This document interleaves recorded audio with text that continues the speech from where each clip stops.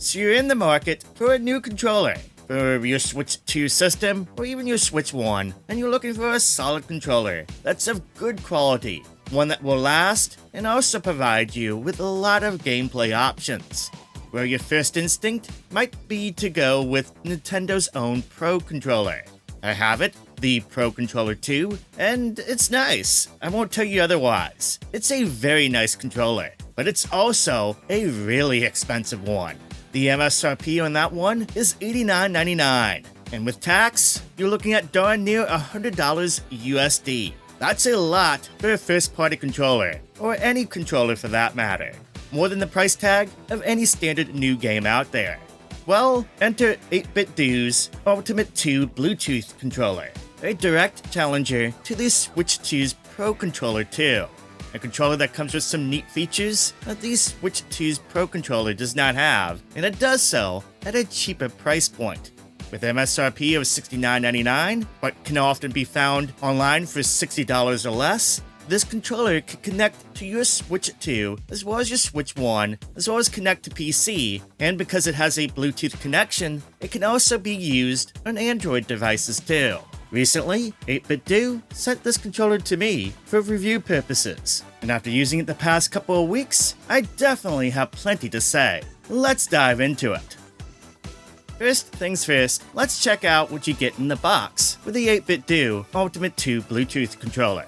While opening up the box, first we get our controller. I have the black model here. I prefer black or dark colors when it comes to controllers myself, but this controller also comes in a white variant as well, with black thumbsticks and black buttons. Recently, 8BitDo started offering a yellow variant, pretty much like a banana yellow version. Hey, shout out to the old N64 Donkey Kong controllers. So there is an option for those who prefer more loud colors as opposed to just the standard white and black. In addition to the controller, you get a matching colored dock. Yes, every controller comes with a dock with a controller that can be used for charging the controller. It also comes with a detachable USB-C cord. Now there is a neat little find here. On the bottom of the dock, you'll see this door, and when you open it up, it comes with a 8BitDo USB-C 2.4 GHz wireless dongle, and this is completely removable, but you don't actually need to remove this at any time. The dock itself acts as a pass-through for the dongle for the wireless function, but the option is there for those who wish to do so, for maybe travel purposes or whatnot. So yeah, you probably figured it out by now. Even though this is a Bluetooth controller, there is a 2.4 GHz wireless function, so it is versatile in that regard. One final note about the dock, when you place the controller in the dock, as the controller charges, the bottom of it will light up softly. It's a nice touch. Finally, the box contains a mini manual going over some of the ways to connect the controller to devices, as well as a quick overview of some of the functions. And there's a quick start guide in addition to this that acts as a cheat sheet for some of the commands for turbo mode, custom button mapping, and adjusting the brightness of the lights of the controller. With the box contents out of the way, let's focus on the controller itself. The initial weight of it feels good. The controller feels pretty solid. It weighs approximately 8.7 ounces, just 0.3 ounces more than the Pro Controller 2, and pretty much the same weight as the original Pro Controller. Thickness-wise, it's a bit thicker than the Pro Controller 2 up top, but overall the shape isn't that radically different compared to Nintendo's Pro Controller. Again, this controller feels solid. It doesn't feel cheaply made. One thing of importance, though, is the textured grip on the back sides of the handles, something that the Pro Controller 2 does not have. It's a pretty fine grip, and it does the job well. Overall, the first impressions of the controller are pretty good. The thumbsticks are TMR thumbsticks. That means ideally, these thumbsticks should last longer than typical thumbsticks, as well as be a lot more responsive, which I'm sure many people will be happy to hear that. There's a lot of info out there that can dive into what TMR thumbsticks are, but for brevity's sakes, know that they are newer technology thumbsticks that are kind of the middle ground between Hall effect thumbsticks and the standard typical thumbsticks that you see in first-party controllers. TMR thumbsticks tend to be low power usage, like standard thumbsticks are, which is good. Less power means less energy consumption of the battery, but you also get the extended durability and accuracy that you want from Hall effect sensor sticks. so TMR thumbsticks are like the best of both into one. That aside, I like the thumbsticks for this controller. They are sort of PlayStation-like, but they also have this little textured grip around them on the outside of the top of the thumbsticks, so they grip to your thumbs pretty easily.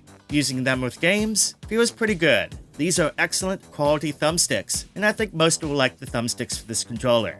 Pressing the thumbsticks in for the L3 and R3 buttons is pretty easily done on this controller, and doesn't require a lot of effort to do so. It feels pretty smooth to do. A few final notes about thumbsticks is that around both thumbsticks, there is RGB lighting. It is customizable. I'll show off more of that later.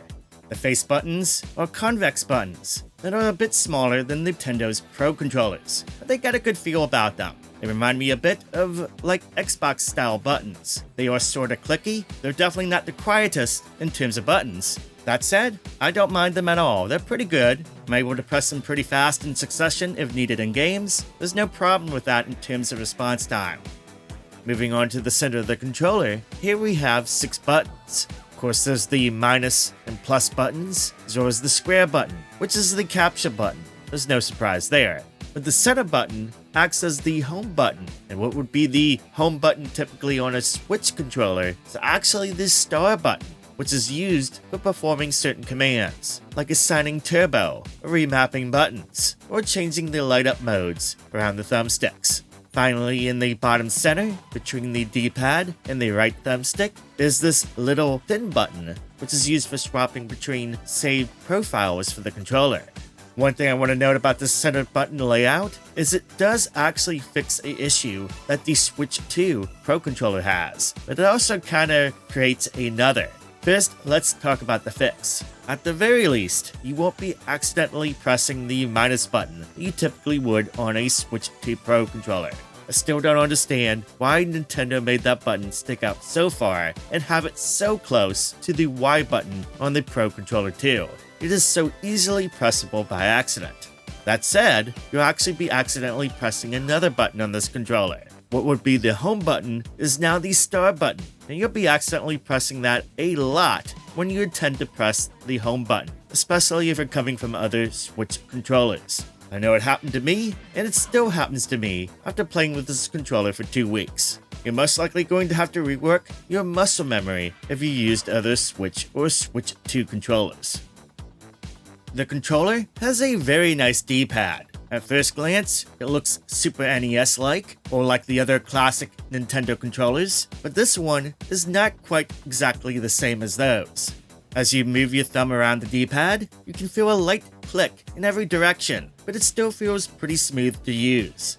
There's also a very light travel time in terms of pressing the D-pad down, as opposed to a lot of other full-size modern controllers.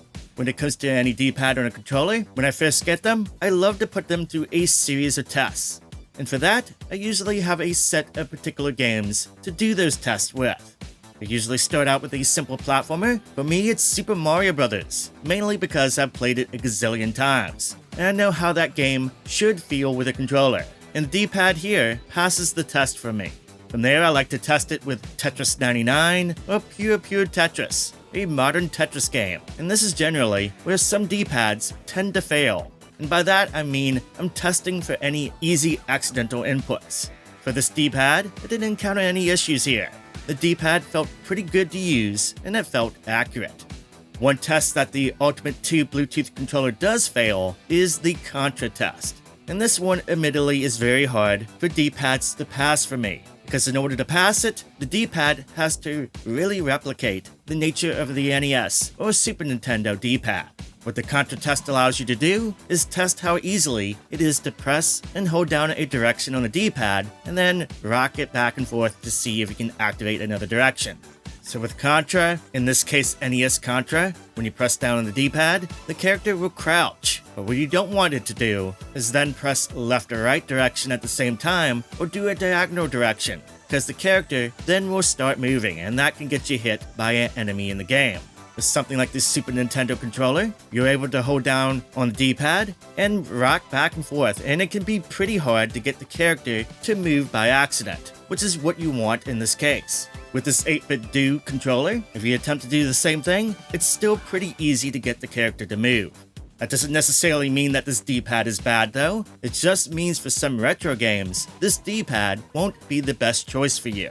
But for other retro games, this D-pad will do just fine for. This is just something to keep in mind. Now, because we hit diagonals a bit easier with this controller than with the NES or Super Nintendo's D-pad, that does mean that with fighting games, this controller's D-pad can be a viable option. I was able to pull off Hadouken, quarter circle commands without much of a problem in Street Fighter 2. With a bit of adjustment to it, this controller could be useful for those looking for a modern controller to use with fighting games or modern fighting games. As far as modern precision platformers go, like Silk Song or Celeste, this D-pad felt good to use too. Again, it felt accurate and responsive and easy to use. One final test I threw at this controller was the Fortnite Festival test, and this controller passed it with flying colors, which actually blew me away. Fortnite Festival has you playing notes with the D-pad and face buttons, and with a lot of controllers' D-pads, most tend to fail this test for me, because it can be either easy to get a mispressed response, or you're simply not able to respond fast enough with the D-pad when it comes to hitting notes in succession. Most D-pads just can't replicate what face buttons do. With the D-pad on this controller, I was able to play well. No mispresses, and I was able to react fast to notes with the D-pad. I actually got a few golden 5 stars on songs on expert difficulty while using this controller.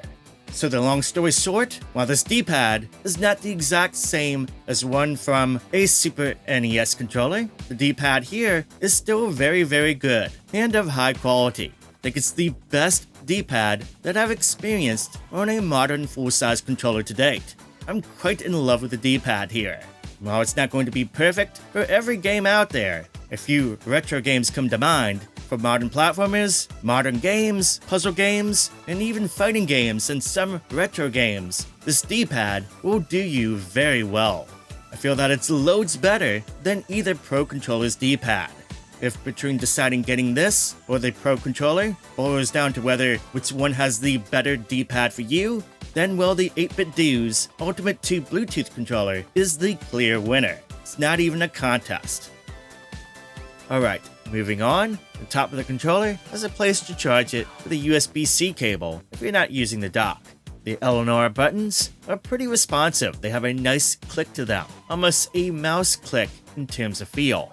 Actually, that's exactly how they feel, like a good mouse click. The triggers are Hall effect ones, and they have a decent travel to them. They remind me of the old PS4 triggers, but with a wider surface area, as well as feeling a lot more sturdier. You can, with the flip of a switch for each trigger, switch the triggers from full range to a sort of digital mode, which for the Switch and Switch 2, digital mode is probably where you want to keep these triggers set on. Considering most games, the two platforms don't take advantage of analog triggers, there really is no need to have it set on Hall effect mode when you're using this controller with them. When you do use this controller on Windows PCs though, or even for Android games, like for racing games for example, then you'll definitely want to switch them back to their full range and take advantage of those Hall effect triggers. Additionally, you might have noticed there is 2 more buttons on top, the L4 and R4 buttons. These buttons here are used for customization options. In fact, there's 2 more buttons on this controller, the PL and PR buttons on the underside of the handles of the controller. All 4 buttons can be used as remapped buttons, but they can also be used for macros, button commands and combinations that you can assign by using the 8BitDo software, which I'll dive into more in a moment. For now, just note that I do love the L4 and R4 buttons on this controller. I think this is a great idea. I use them for both macros and remapped buttons quite often, and because of their placement, they're very easy to access. The PL and PR buttons though, I'm not the biggest fan of on this controller. Those same buttons on the Switch 2 Pro controller, called the GL and GR buttons there, are very flush to the shape of the handles. On the Ultimate 2 here, the buttons stick out a bit, and I've had a habit of pressing them by accident sometimes. You may encounter the same problem depending on how tightly you hold the controller, but I'm sure with more demanding gameplay, you're going to do some accidental button pressing with these buttons from time to time. Now with the controller overview out of the way, let's talk more about those macros and button remapping. And by extension, what I mean is, let's go over the 8BitDo Ultimate Software 2, which allows you to dive into more of the customization of this controller, and how that really sets this apart from other controllers out there. First things first, you'll need to download the software, and it's called 8BitDo Ultimate Software V2, and I'll have a link to that down below in the description if you have trouble finding it. You'll need to extract the contents of the zip file, and then click on the application file within the extracted folder. When you first boot it up, it'll ask you to connect your device, and you can do that either by connecting it directly with the USB-C cable, or do it more practical with just connecting the dock to your PC and making sure that the back of the controller has been switched from Bluetooth to 2.4 GHz wireless. With the controller turned on, it'll connect automatically this way. From here you'll have three options: Switch, Windows, and Firmware. First things first, do a firmware update first, so the controller is completely up to date. Now as for the Switch and Windows functions, they're roughly the same. So considering this is a Nintendo channel, I'm just going to focus on the Switch option. But what I say for the Switch option here going forward is pretty much the same for the Windows option if you select that. When you first click on the Switch option, it'll lead you to an option where you can create customization profiles. This controller can hold 3 customization profiles at any given time, in addition to just the one that's on the controller itself that you can't modify directly with the software. You can add, delete, activate, and deactivate profiles at any time with this program. Once you're in the profile, then the fun begins. You can remap buttons here, and that doesn't just mean the L4 and R4 buttons, or the buttons on the backside of the handles. With this program, you can actually remap any of the buttons here shown on screen. In addition, you can adjust the stick's sensitivity and fine-tune them, as well as the triggers too. And you can even adjust the strength of the vibration for the controller. Under RGB, you can fully customize the lights around the thumbsticks, and even get super detailed and do stuff like have a different color for each one of the 12 lights around each of the thumbsticks, creating a rainbow effect or so. Plus there's different light up modes, like a fire effect, and you can even have the lights react to your thumbstick movements and your button presses. You got a lot of options here for creativity in regards to the RGB lighting. Finally, with this program, you can create macros, and you can create a bunch and assign them as you need. Now I will say there's quite a bit of a learning curve here when it comes to creating a macro. What you need to do is input the commands on the controller, and then you can fine-tune them in the software, deleting any inputs that you need to, and then adjusting the timing between the inputs and so forth. If you're missing an input, then you get to start the process all over, and enter the inputs as needed, and then go from there. It can be a bit frustrating the first few times you attempt to make a macro for sure, and I feel that there should be a way to just directly make the commands, or just simply add inputs into the program. It's a bit frustrating that it can be. After a while fiddling with the program, you will get the hang of it though. One thing I do like is how fast macros do save to the controller. It's automatic. With a simple toggle of the switch on the back of the controller, you can switch back to Bluetooth mode and then test out the macro on your system. You need to readjust or redo the macro, then you can switch the controller back to wireless mode, and then you can modify it there on the software that's still open on your computer, and then you can repeat the process from there until you get it right. Initial learning curve aside, the creation tools in the software do offer a high level of customization overall. If you want a controller with extensive button remapping and macro capabilities, as well as the ability to adjust the lights and add some personality to your controller, then this controller is worth considering just for the software alone. The customization flexibility it provides is pretty awesome. But you don't necessarily need to always use the software to do certain things. Remember that star button from earlier? This allows you to do some things without the need for the software. When you press the star button by itself, you can switch between the various light up modes. But if you hold a button with one of the L4, R4, PL, or PR buttons, and then press the star button, you can remap one of your controller buttons to one of the L4, R4, PL, or PR buttons. For example, if you want to have the L4 button be the Y button, Well, what you can do is press and hold the L4 and Y buttons, and then press the star button. And now the L4 button can act as the Y button. Want to remove the mapped button? Then just hold the L4 button and the star button to reset it. You can also activate turbo with the star button too. Hold the button that you want to have turbo fire, and then press the star button once. When you press and hold the assigned button you want to turbo fire, it'll turbo fire. If you do the same thing before, but press the star button twice in a row, it'll just automatically turbo fire whatever button you assigned it to, and it'll do it without any input. If that just sounds confusing, then just know there's a cheat sheet provided with the controller that I mentioned earlier that will show you how to assign the modes. So just make sure to not lose that. But yeah, I want to stress that customization is an absolute strength about this controller. From the remapping, to the macros, to turbo fire, light up modes, custom profiles, the software, and being able to do it without software. Yeah, it's great, and the customization aspect is the #1 thing I feel makes this controller a standout from others. So we've gone over a lot of the controller details and the software, but before I get to my final thoughts on this controller, there's just a few more things I want to mention about this controller. One is that this controller does have support for gyro motion controls. While doing my testing, the motion controls for it felt pretty good and didn't require any crazy movements. This being a third-party controller, it doesn't have things like NFC support, so if you want a controller that uses amiibos, well, my advice is just use the Joy-Cons that you have. Now, one thing you think this controller would not have, being a third-party controller and all, is a wake-up feature. But it does have a wake-up feature. Sort of. Let me explain. First, you need the controller to be paired with the system to begin with, and then with the system in sleep mode, what you want to do is press the center button on the controller, and then shake the controller a few times to initially wake it up. If you have the lock screen set up on your system, what you want to do then is press the center button again, and then press a few buttons on the controller to access the home screen. At least that's how I've gotten it to work. The problem is, sometimes it takes several attempts to wake it up, and then the controller sometimes won't connect to complete the wake up. It's messy and inconsistent, and to be honest, I wouldn't count on this as being a feature.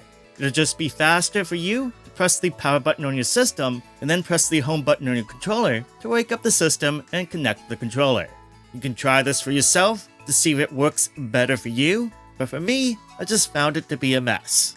Finally, I do want to talk about charge life of the controller, because yeah, that's important, right? So how long does this controller seem to last with a charge? Well, the controller seems to last between 12 and 18 hours with a single charge, depending on what you're playing, and if you're using the RGB lighting, of course. Obviously, it doesn't last as long as, say, the Switch Pro controller or the Pro Controller 2, but it should be good for most people. And the fact that there is a dock that's included means that there shouldn't be much of a situation where you're running out of juice. So with that out of the way, here's my final thoughts. First, let's talk about positives. Think customization when it comes to the macros, remapping the buttons, light up modes, the software, the ability to do certain functions without the software, and all that is definitely a bright point for this controller. You're able to do a lot. It's a solid controller itself, with a good feel and good build quality. The TMR thumbsticks are good. The addition of the L4 and R4 buttons is ingenious, and it's well executed here. The D-pad is the best I've experienced on a modern full-size controller, hands down. It's excellent, and while the D-pad won't excel at certain retro games, again that Contra test, it does well with most games that you will use it with. Oh, and it has a dock. That's great. It makes charging and connecting your controller pretty easy to do so. As far as negatives go, I wish the home button and the star buttons were swapped. Coming from other Switch controllers, I still accidentally press the star button from time to time due to muscle memory, thinking it's the home button. The PL and PR buttons I wish were more flush to the controller, like it's done with the Switch 2 Pro controller. Because they stick out a bit, they can be a bit easy to accidentally press. At least that was the case for me. And the wake up feature, I just feel is way too inconsistent to count on. That all said, I really like this controller. I've had a good time using it with my Switch 2. this controller is definitely worth picking up if you're in the market for a good controller for your system. And it's cheaper than a Switch 2 Pro controller. Again, the MSRP on this is $70, but you can usually find it on Amazon for $60 or even less than that. I'll have some links down below if you want to pick this controller up. So yeah, I think that most will be very happy with this controller. I hope this video helped you out if you're considering picking this up or just looking for a good controller for your system. If it has, then make sure to give this video a thumbs up and feel free to share your thoughts down below or if you have any questions. Make sure you're subscribed too with notifications turned on so you do not miss out on any future videos. I do game reviews, game recommendations, I cover eShop sales and Nintendo deals, and a lot of Nintendo stuff in general. So if you like the sound of that, then make sure to click that subscribe button today. I thank you so much for watching, I hope you have a good rest of your day, and I'll see you all later on the next video.